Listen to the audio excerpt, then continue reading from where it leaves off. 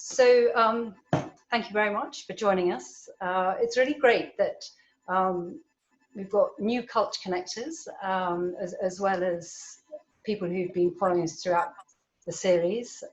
Much to my family's amusement, I'm now a YouTuber, so if you've missed any series, you can find it on YouTube. And I hope it's okay, I'm recording now. Please comment if it's not. And huge thanks also for those who have kindly made donations to the COVID-19 campaigns that two local charities are running. As you know, the free series. So if you could put your mics off, that would be great.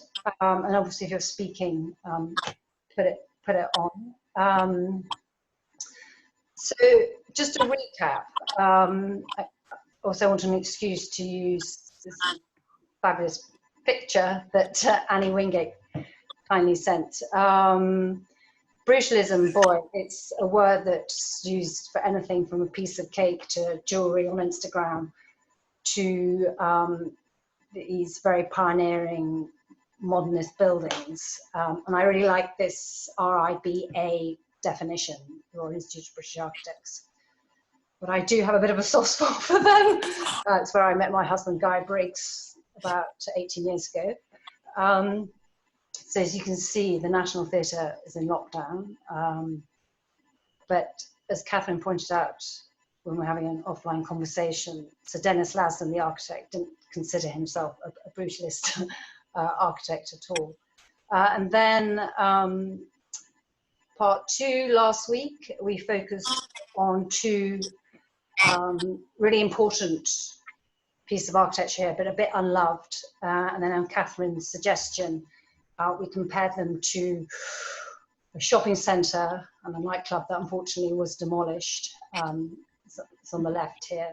And then Leeds University, the Southern Campus. So just moving on to the key speakers. Thank you very much for Catherine and Martin again. I did share this bio before, but some of you won't have seen it. But we're very grateful for Martin for coming, particularly as I know you're really busy at the moment. But he's been a fantastic force behind the scenes within the South African architectural and urban field, particularly setting up the Urban Design Institute of South Africa.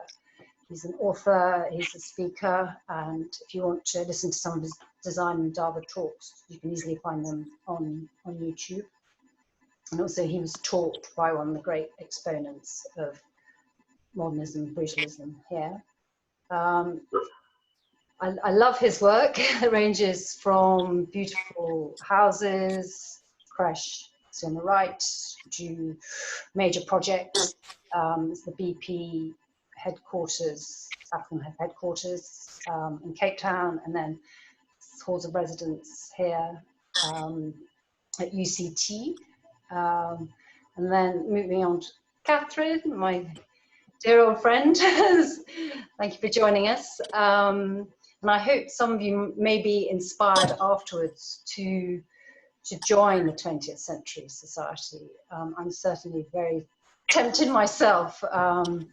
Great events, tours to places like Japan, and hopefully South Africa one day, and your book, which I found incredibly useful. And it's fantastic what you're doing for 20th century buildings, both in the UK and elsewhere. And your passion for concrete is really, really infectious. And I now realise I'm standing on it when I'm driving my car. I see it now on the bridges, absolutely everywhere.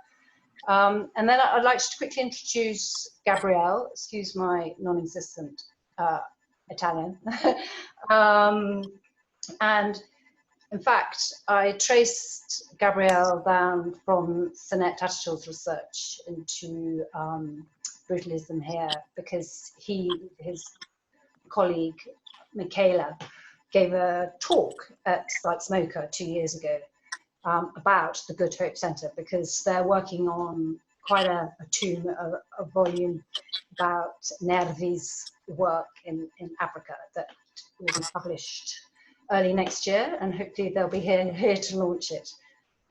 His passions, as well as Nervi, is this sort of fantastic look at the way satire has been used in architecture or not, hence the wrong right, as you can see on the right. I feel slightly embarrassed talking about Nervi, Gabrielle, because you'll know so much more than I do. But he was phenomenally influential, pioneer, and did work in the war, really pushed the boundaries technically about what concrete could do. In the Brutalism we did, the 101, Sinet talked about some of his other work, and let me know if you want the PDF of that.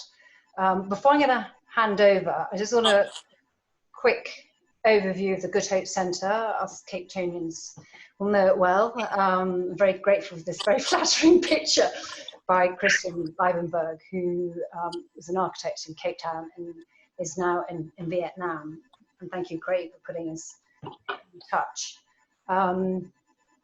It was one of his last works here, and as Gabrielle was saying earlier, how his work, his work changed depending a bit on the continent and the stage in his career.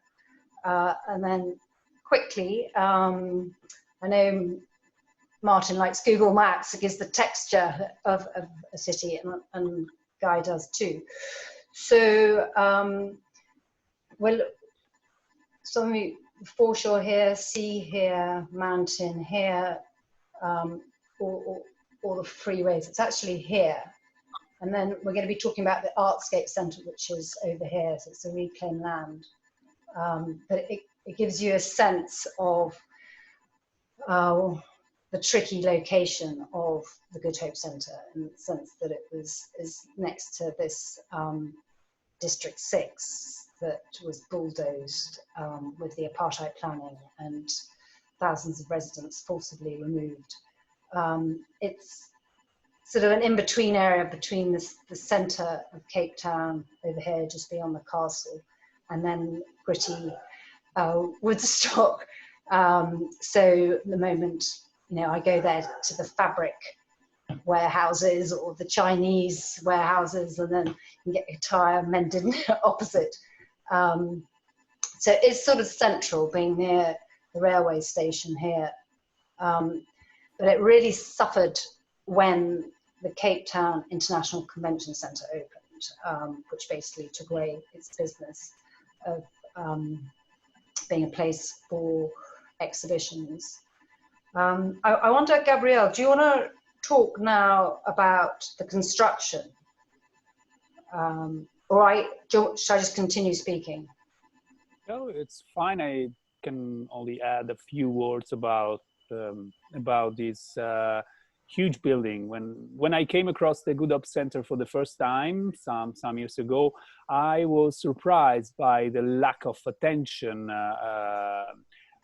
paid at it, both here in Italy and I think also there in South Africa, because no one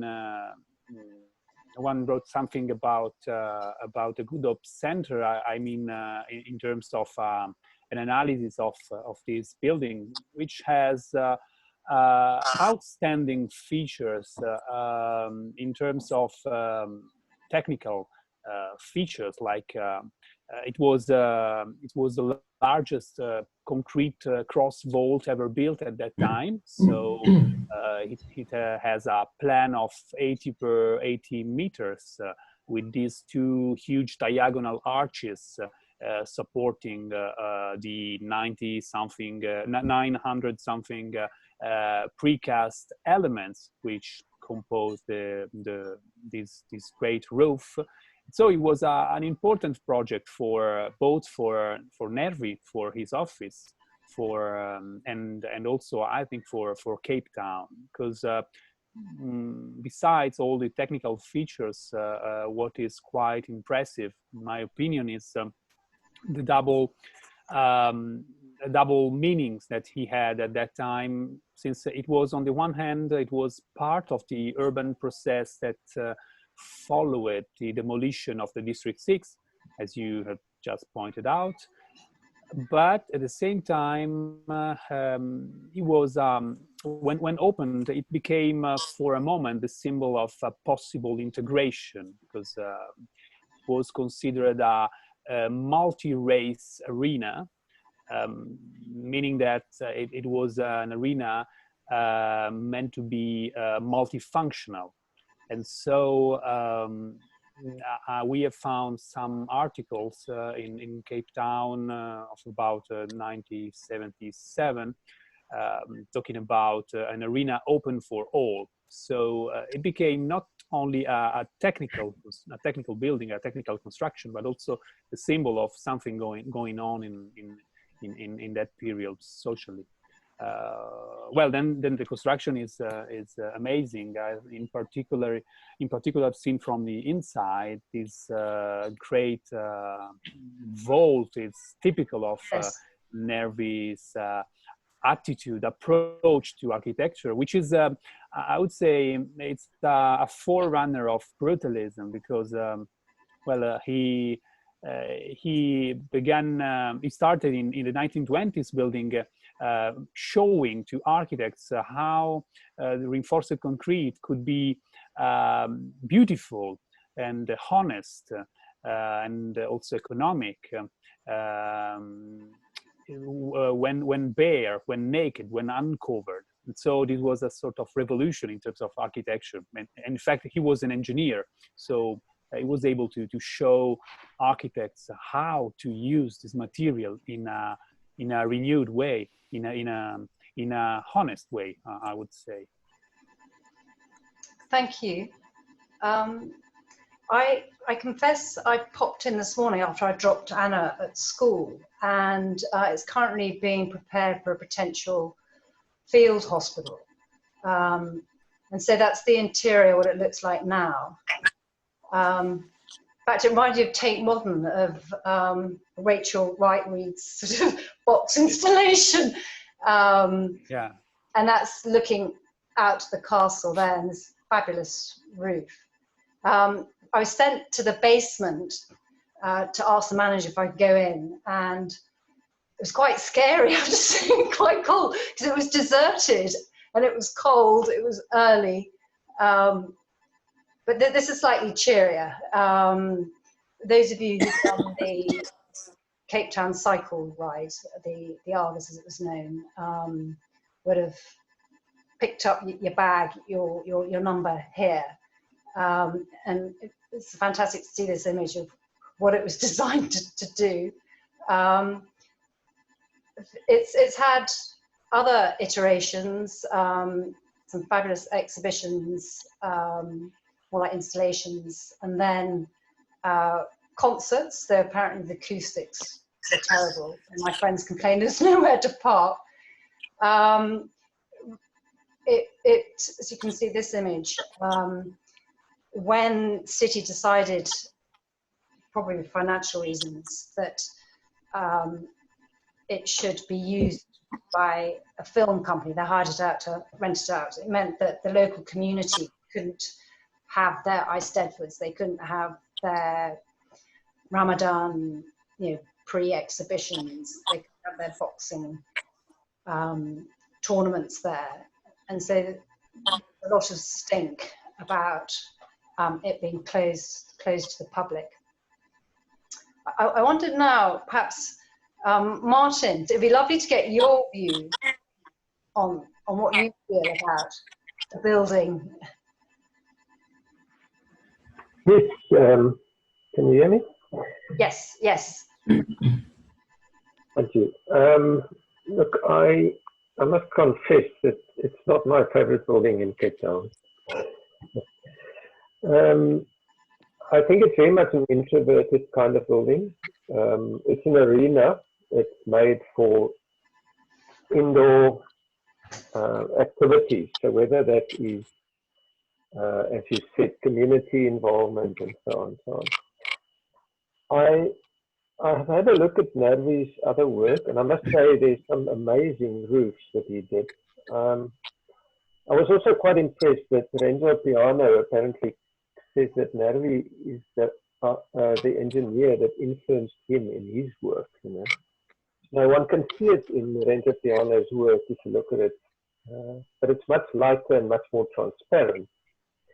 And I think one thing that, if I look at the Rope Center, it's quite close. And understand that because you're working with interior spaces, that you're working with lighting, etc., etc. So it's a kind of an arena of sorts. Unfortunately, it's very isolated. You know, it sits between the highways, the railways, and the main road. But it's also well located to District 6, that has a history of displacement and urban genocide, and therefore it could play a huge community role. You know, so I'd like to think of this building getting a new life. I mean, one asks, with the CPICC now being the main focus for conferences, but this building may have to have a different role now, you know. One also asks, what is the new life of these conferences in the time of Corona, and where people are not going to travel as much, and people talking about conferences like we're having now going to be on the internet. So those are my initial thoughts. I really like the roof. I like the exposure to that way of thinking, the European way of making space. It's, as Gabrielle has said, it's quite magnificent. But I think it is something that you experience from the inside. And, you know, I would, if I was the architect, wanted to open those walls to the sides, even if it's just to the south, so that you can maybe have a glazed facade where you can look into the building. Because I find that's where the building, you know, the closed up nature of it really gives it a negative quality. Yeah, that's my thought. Thank you so much, Martin. I believe the plan was that the sides would be glazed. Gabrielle, do you know about that? Well, the first project Nervi did some similar project, never built, before the Good Hope Center in Europe, in Italy and in other countries. And so he imagined glazed walls, and so not such a space, but with more light going in.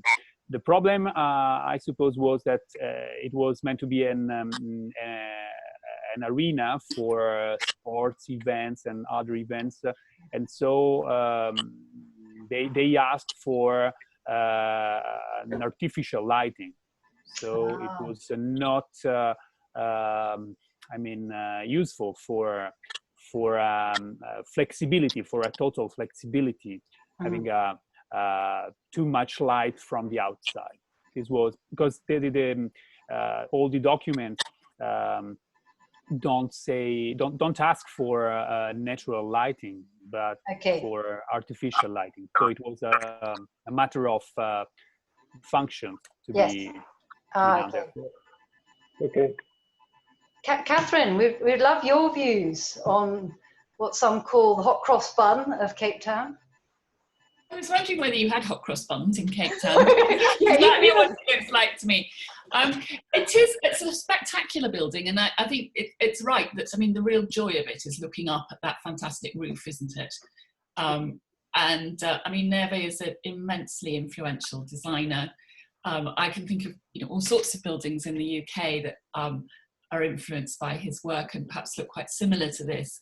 And they're always for buildings that need a large amount of uninterrupted space, usually, you know, at as cheap a cost as possible. And in a way, that's what's driving this architecture.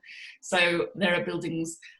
There's the poultry market at the City of London meat market.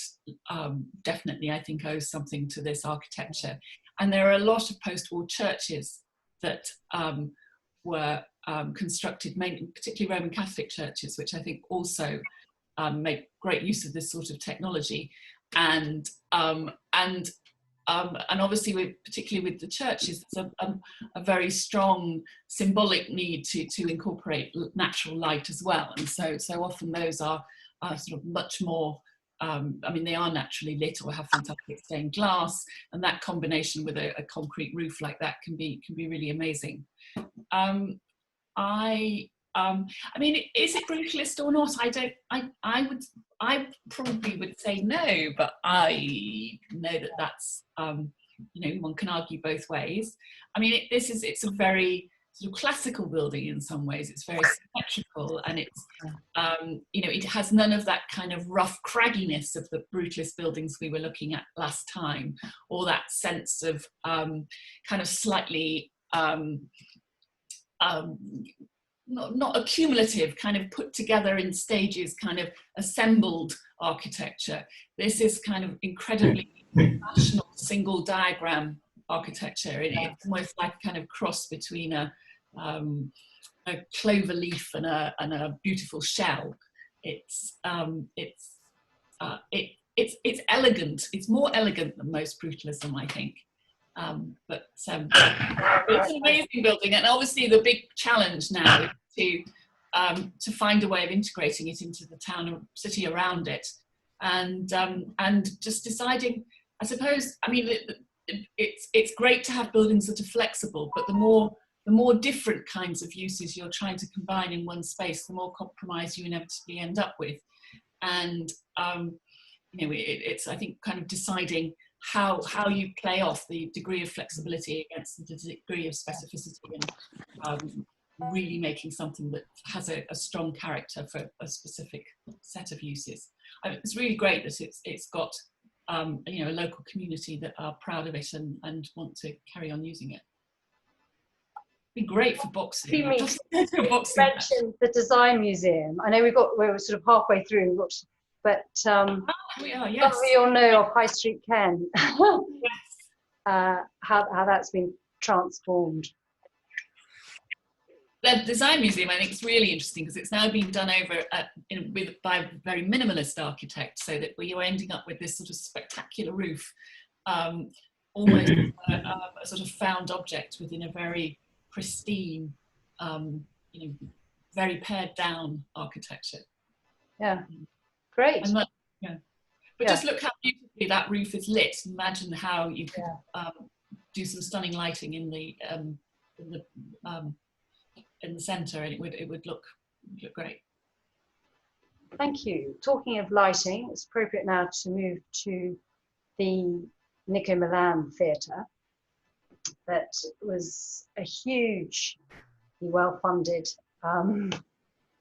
arts complex, and it changed its name in 1999 because, you know, Nico Malan, he was the then incumbent nationalist administrator of the Cape Province, and he put his name, well, he put some of his own money as well as promises significant money, so naming rights, just as they are around the world, were given to him.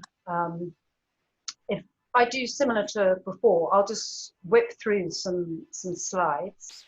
But I just wanted to go back to 1884 and you can see City Hall here, and probably Artscape's there, and then with the reclamation, you see the roundabouts falling.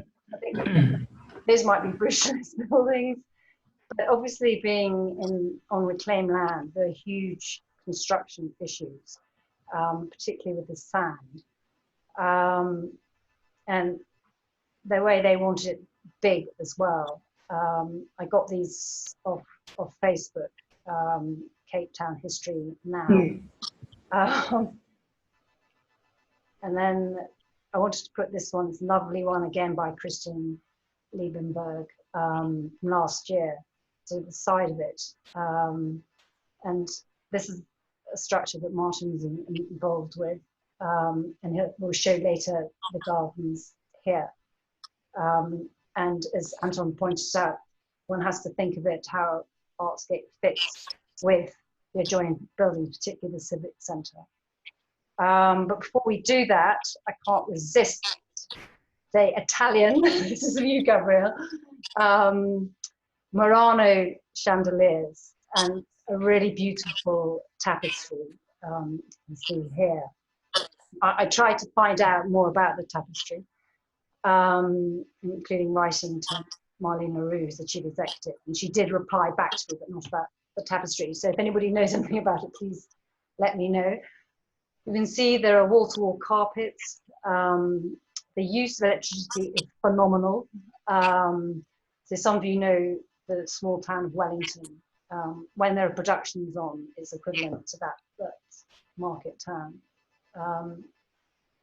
I just took this the other day.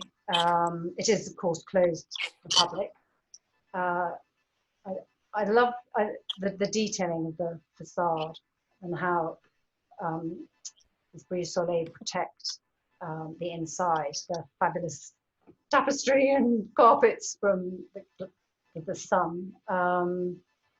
And I also like the way these steps lead up. When Oliver, my son, went on a school trip, it was a fantastic picture of the group of them in front of that. And it's a real sense of occasion. And Natasha Dicey, who has also been working on this research, said, you know, when she was a child, you dressed up to go to the Nico, you put your best on, and it was a real sense of occasion. It was special. And then another one of Christian's, this is the side going towards the Civic Centre.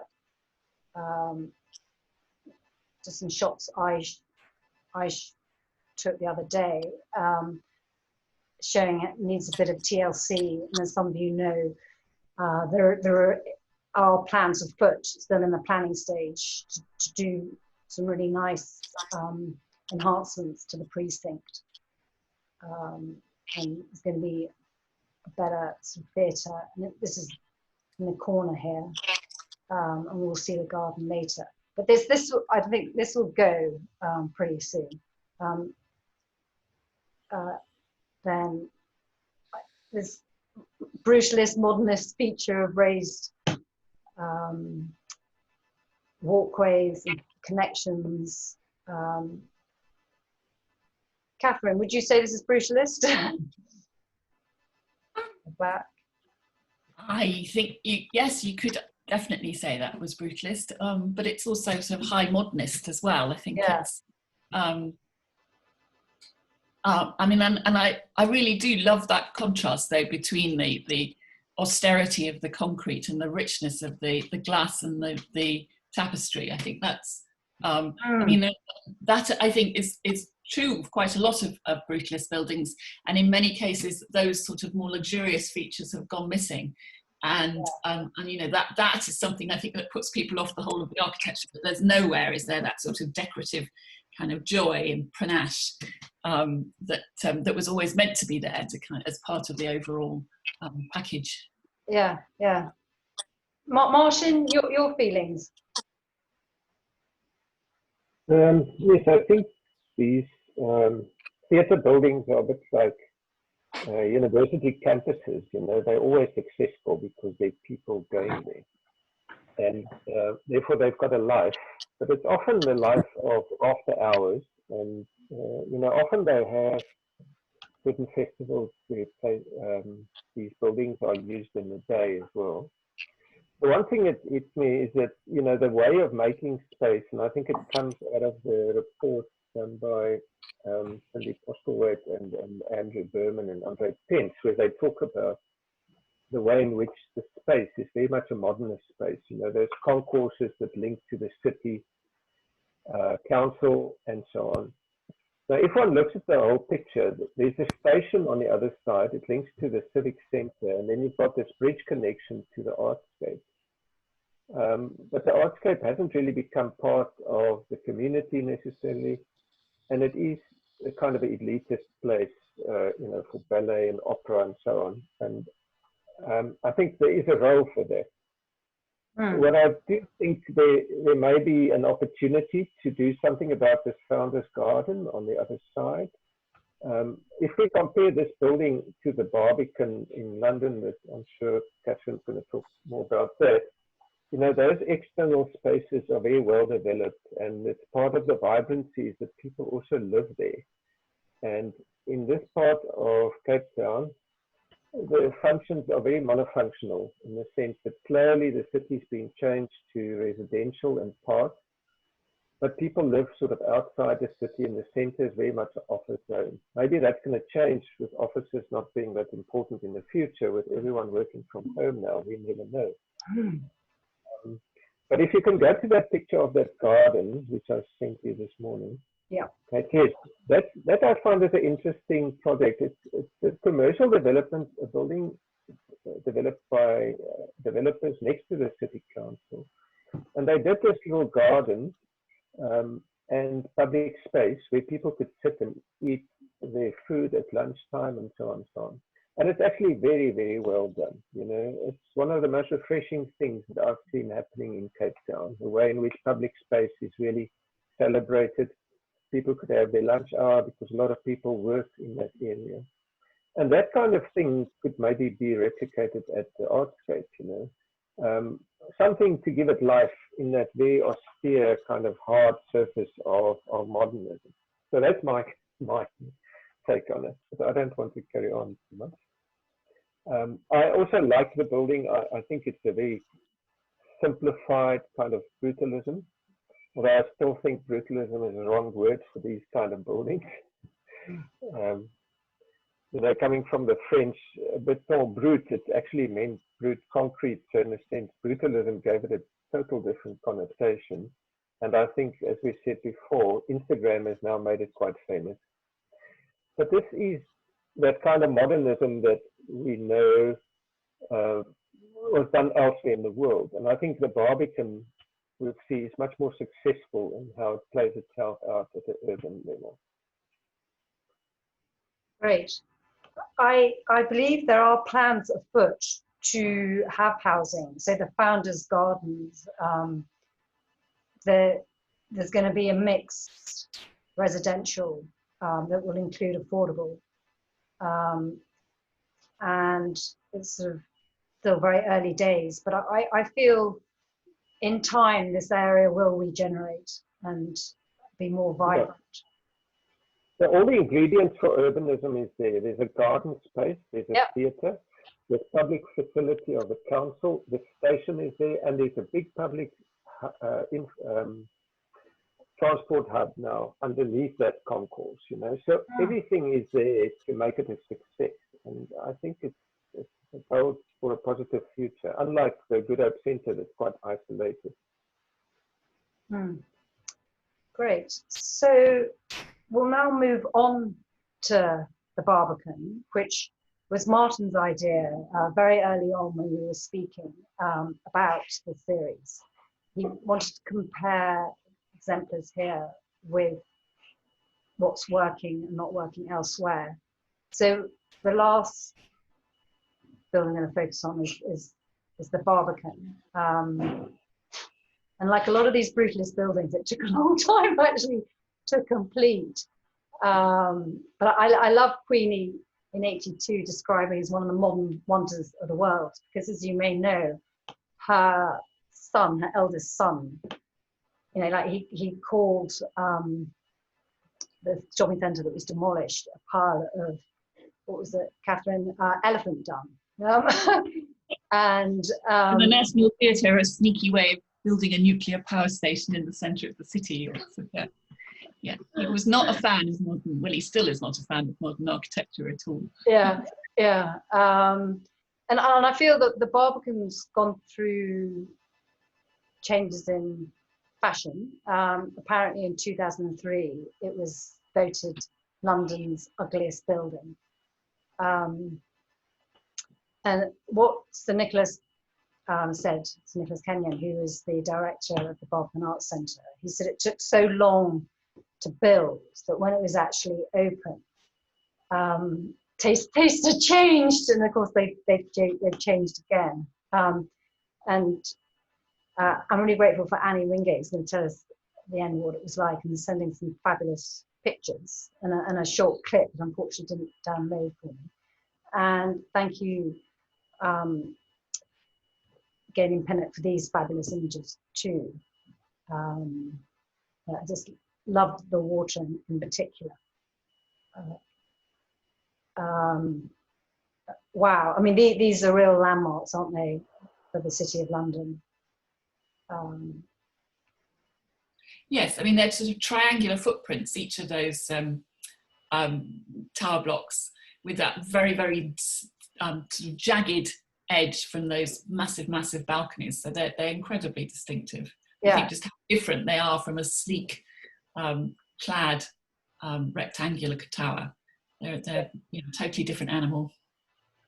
And of course, they have amazing views. Not to go out there if you have vertigo.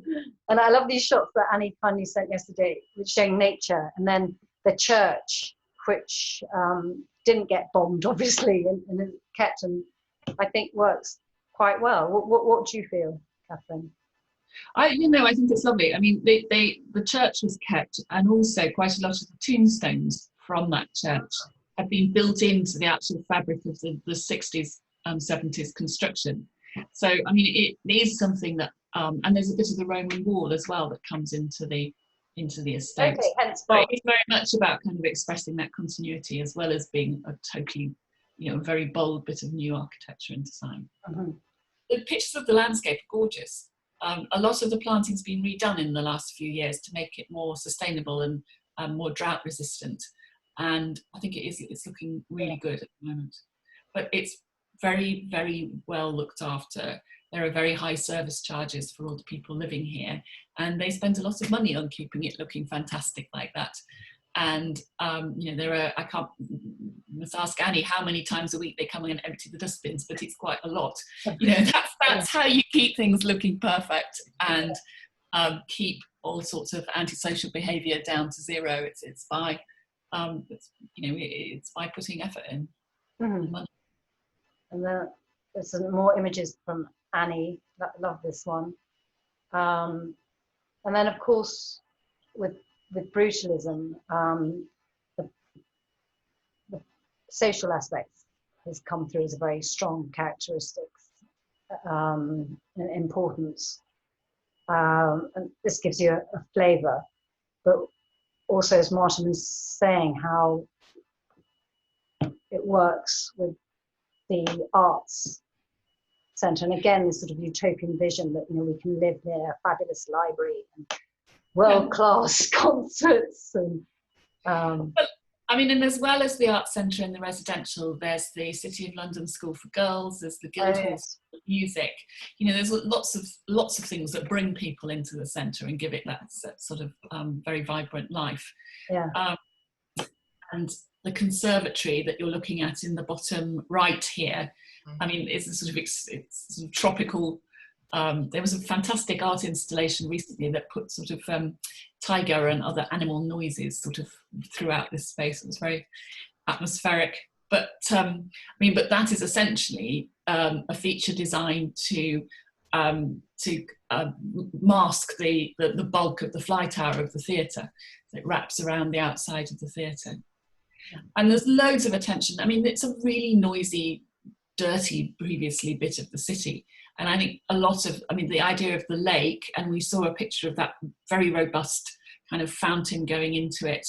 The idea was that the noise of the water would provide with background noise that would knock out the sound of the traffic around the rest of around the perimeter of the site. So it was very much about making a kind of very controlled and peaceful world within a busy city.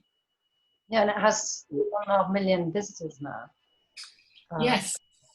It used to have a fantastic chandelier that those Murano fittings remind me of. Unfortunately, that's not there. I'd love to see that go back. Yeah. And it's so complicated. I mean, when you look at that drawing on the right, it's surprising that it took so long to design and construct. Cross-section's incredibly complicated.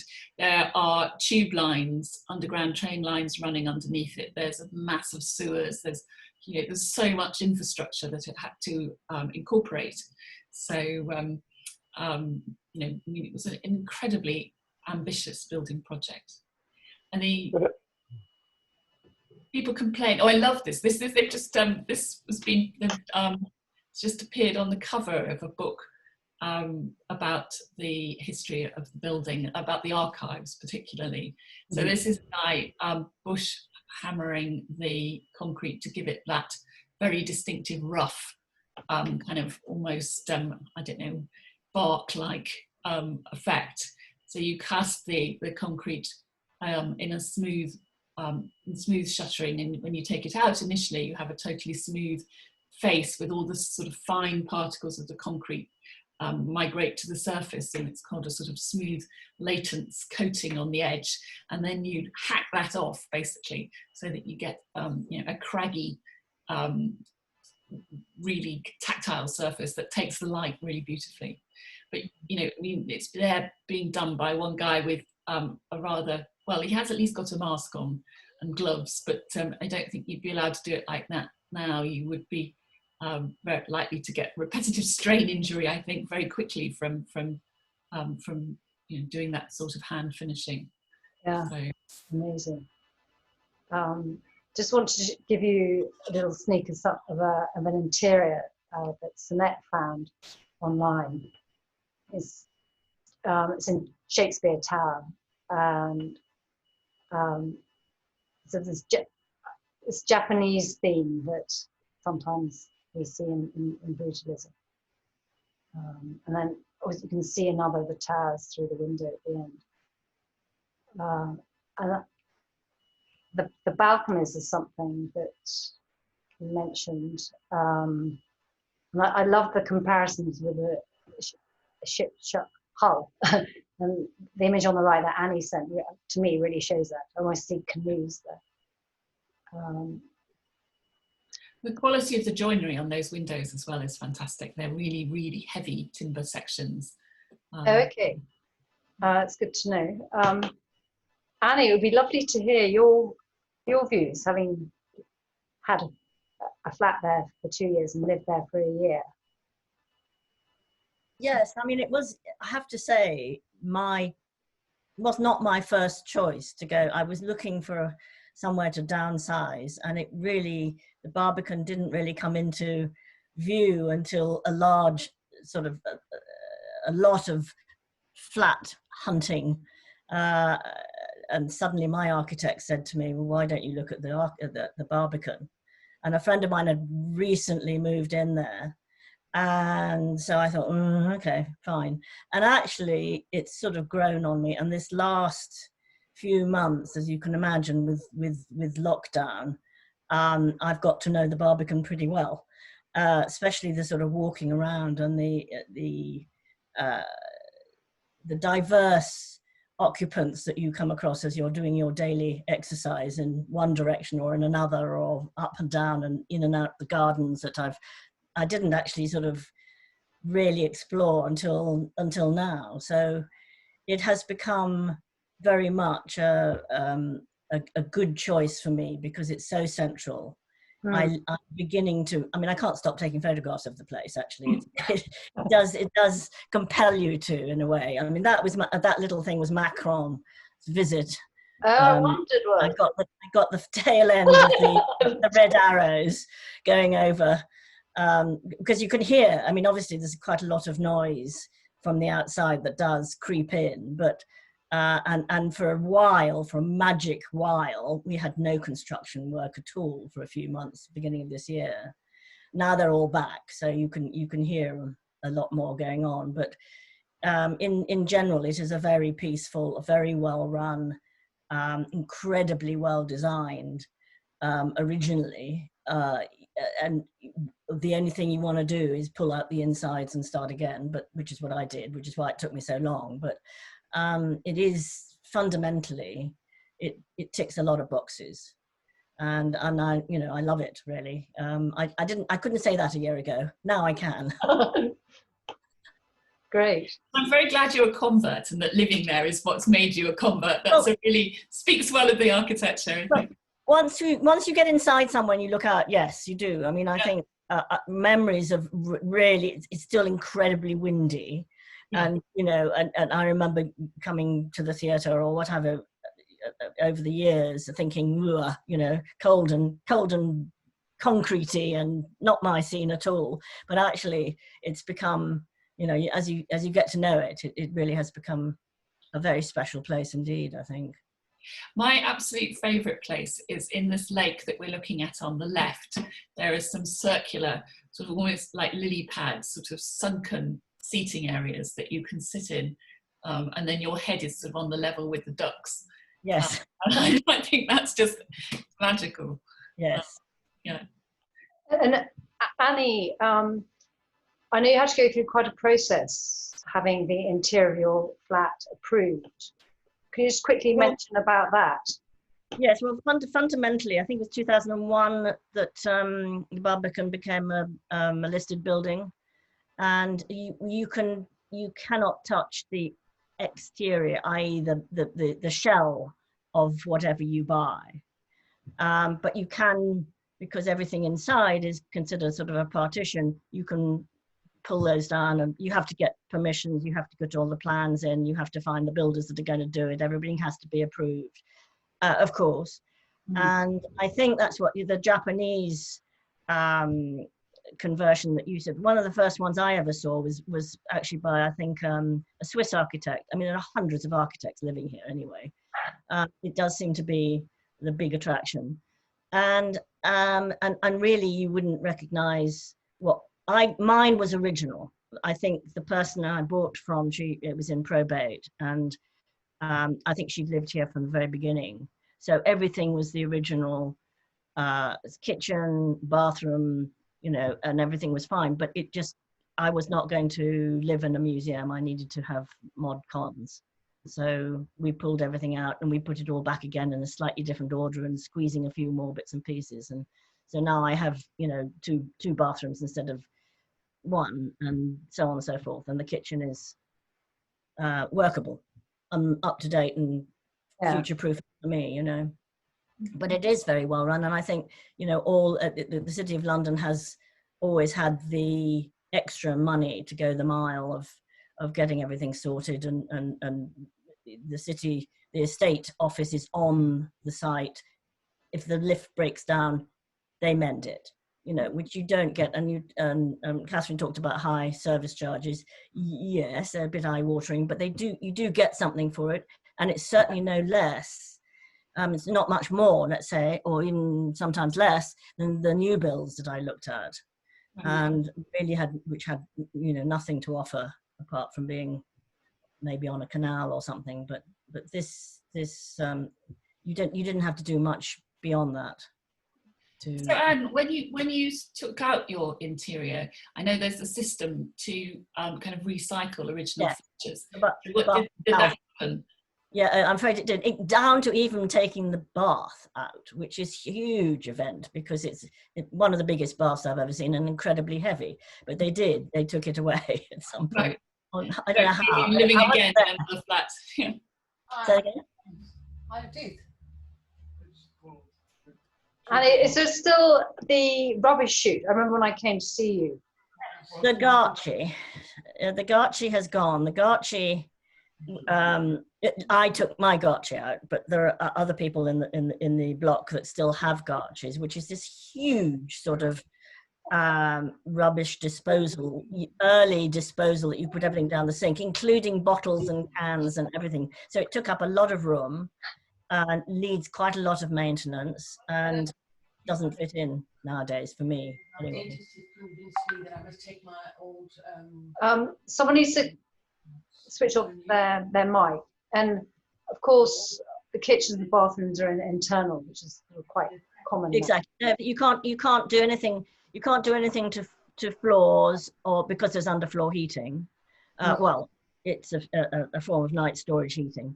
And you can't do anything to the windows, and you're a bit pushed on the old electrics unless you put a ceiling in, which we did. Okay. Martin, love your thoughts. Look, I really like the, you know, for me the lessons here is immense because, you know, we're in a country where we don't have that much money and funds, and we always have to shift things. But for me, it's quite it's like a city within the city, which I like, you know. And what I like about that is that it's got all the components and the infrastructure, transport hubs, it's got housing there, it's got theatres, it's probably got commercial activity and cafes and things. And it's got a beautiful garden. But it did go through a regeneration process. You know, so it also shows how one should look after buildings. And the Americans are actually quite good at that, because often when we start architecture, people want to argue, they want to cut your fees, etc., etc. But if you look at the lifespan of a building, the investment in an architect is actually a very small amount of money that you invest if you look at the lifespan of a building. And often in South Africa, people don't maintain buildings. They don't give them new life. You know, it takes time, and often they demolish and so on. But what I do think this building shows, or this complex shows, is that it's urban regeneration that took 70 years, you know, and a lot of investment, which is really how you want to build cities. You know, you need to invest and reinvest and reinvest, and also redevelop things so that it stays vital. So yes, fantastic. It's an example for how we could do things, and I think it must be wonderful to live there. Being an architect, I would probably also want to live there if I lived in London.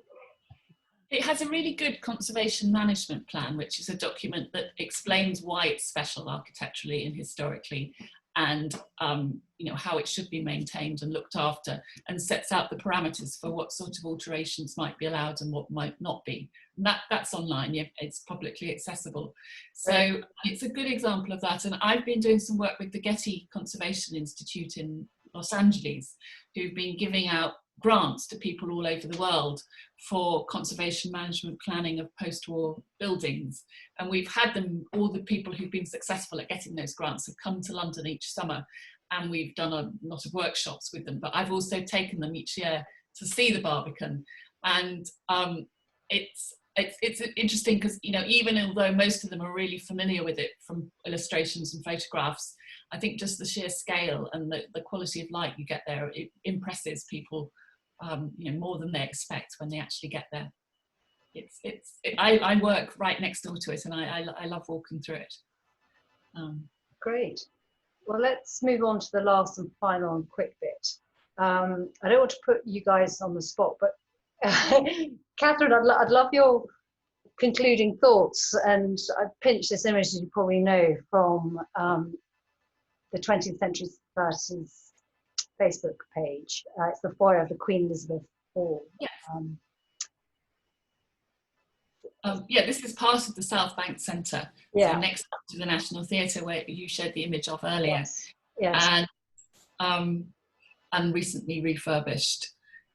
Actually, what's interesting, I think, is that they've refurbished the interior here, and they still haven't cleaned the concrete or anything. So a lot of people don't realise that it's had this sort of transformation inside.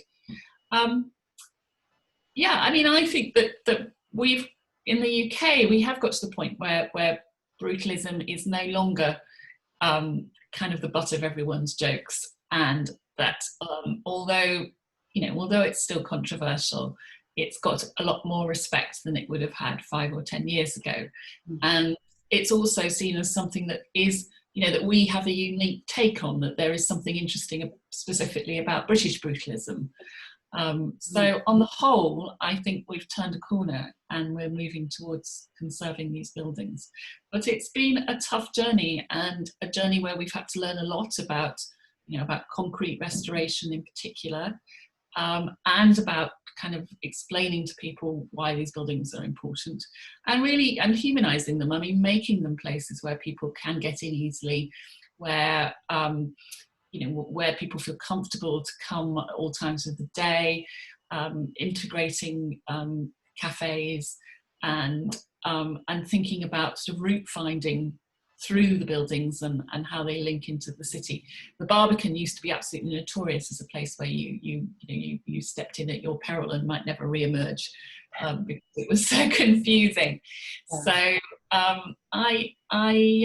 it's interesting to see. I mean, you've obviously got some fantastic brutalist buildings in Cape Town, and growing interest in them, and it would be lovely to see they are so distinctive and built to such high quality. It would be tragic to not see them conserved and you know, rejuvenated. Thank you. Gabrielle, would you like to say a few words as we finish? Unmute yourself. Well, I really hope to see soon some new plans for Good Hope Center 2.0. For I mean, we also have in Italy a lot of interesting case studies of brutalist or not brutalist concrete architectures, which sometimes are completely abandoned, or sometimes have been refurbished, or sometimes demolished. So you know probably the Le Vele in Naples, those huge housing buildings. It was also the set of Gomorrah, the TV series. So they were torn down, or some of them were torn down recently. So there's a huge debate about what to do with this kind of buildings when sometimes they express a sort of failure, and sometimes they can be renewed, and so to show new paths and new kind of activities and public public activities for them. We really hope to see something like that in Cape Town for the Good Hope Center. Yes. Sure. And the projects we looked at last week, I would. Yeah. Definitely. Martin, I'm conscious we're nearly at 2, but anything you would like to say quickly? Yeah, look, I think it was quite fantastic to hear about all these things, different views. You know, the latest building also that's been transformed is the TWA terminal that's been changed into a hotel in America. You know, so there is this new life that these buildings get, which I really find fascinating. You know, that there's another layer, kind of a palimpsest, that somebody writes, and new authors come and they write.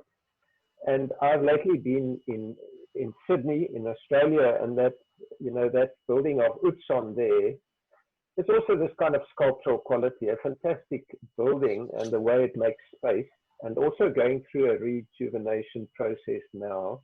And they've got very strict guidelines for heritage in Australia as well. So we can learn from everyone else, you know. So yes, thank you very much. That was great, Catherine and Gabrielle, and Anne. Happy to hear your story. Thank you. Thank you. I really hope that before the year's out, we'll be able to look around these buildings and inside, because this journey that Sanette and I have been going on all started with a tour that's planned for September with Dr. Lisa Kane, who's pictured here.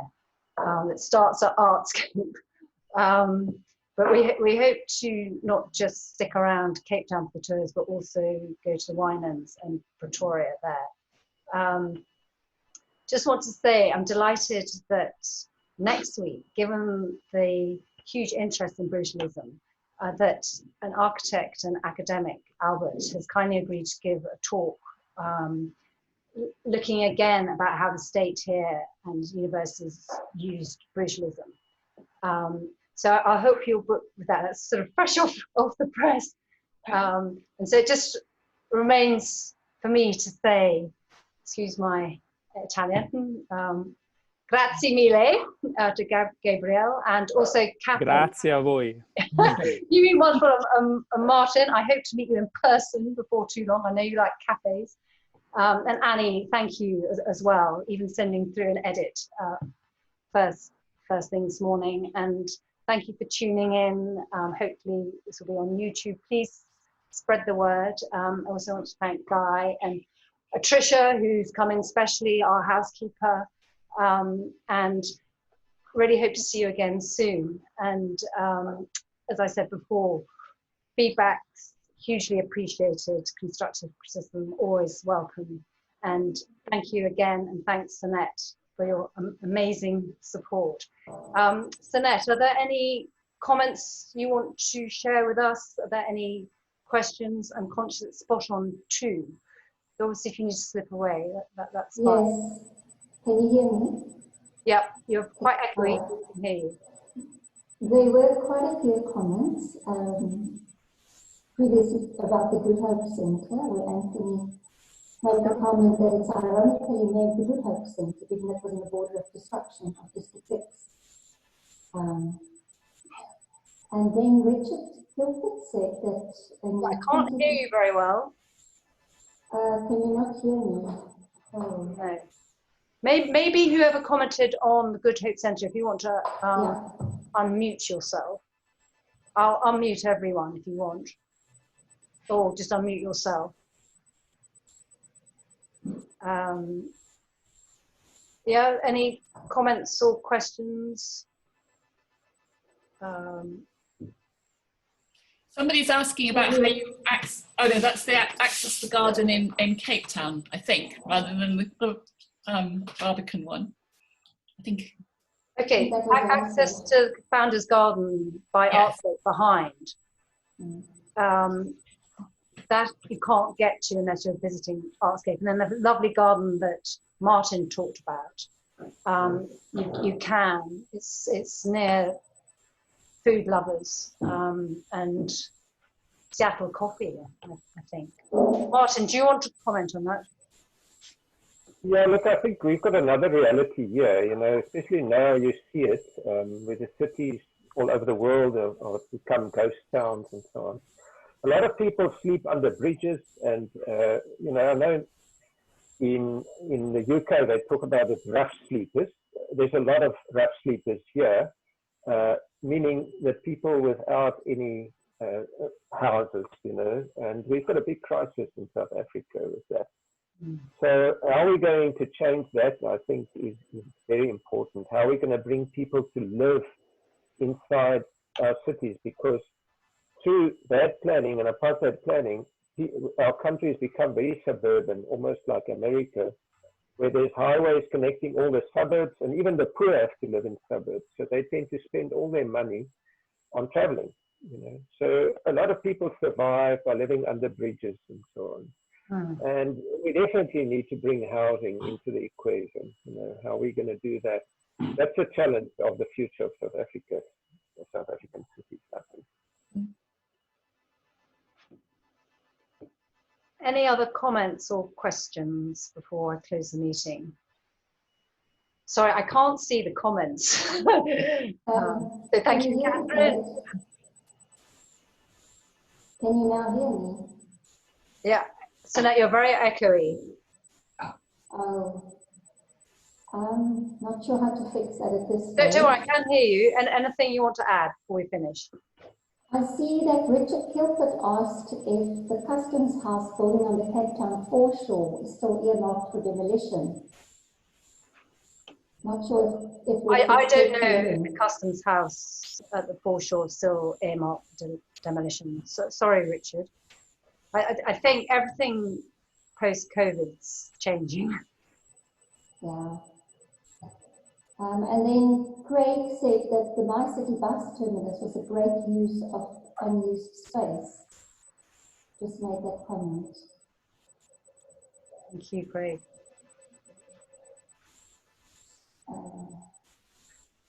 Richard also said that the Good Hope designs, the Good Hope Centre was going to be turned into a design museum.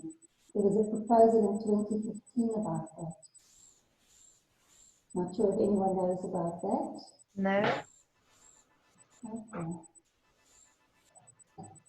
And then lots of thanks. Great.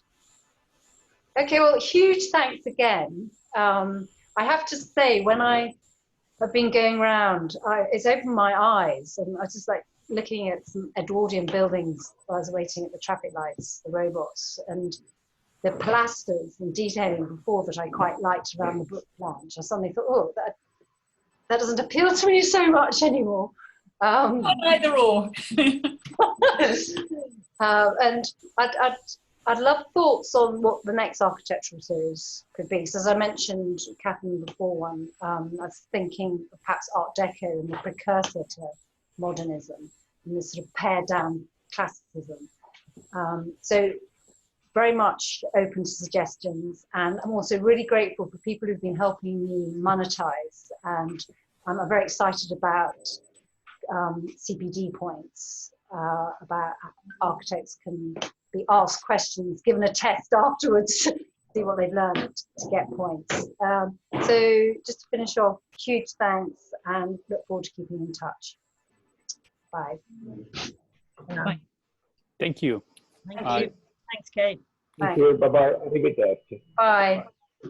Thanks. Ciao. Bye. Ciao, ciao. Bye, Kate. Ciao, bye. Ciao.